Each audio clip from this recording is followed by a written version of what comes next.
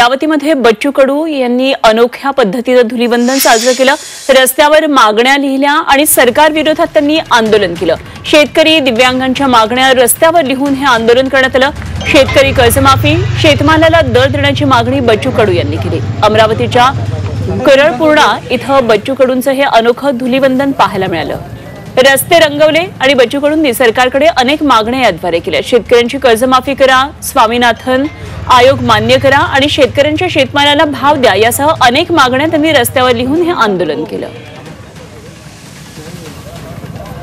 ज्या सरकारनं रंगाचं राजकारण करून आघाडी आणि युतीनं शेतकऱ्याला मूर्ख बनवण्याचं काम केलं। शब्द दिला होता का कर्जमाफी करू, पण कर्जमाफी तर झालीच नाही, उलट शेतीमालाला भाव पण घटलेला नाही। आणि मग अशा दुहेरी हत्याकांड करण्याचं काम सरकारनं केलेलं आहे।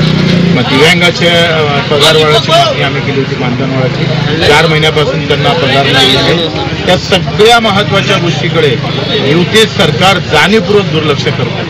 आणि मग हे जर असंच राहिलं तर प्रहार मात्र शस्त्र हाती घेतल्याशिवाय राहणार नाही। ते आंदोलनाचं शस्त्र असेल आणि ते अतिशय गंभीर असेल।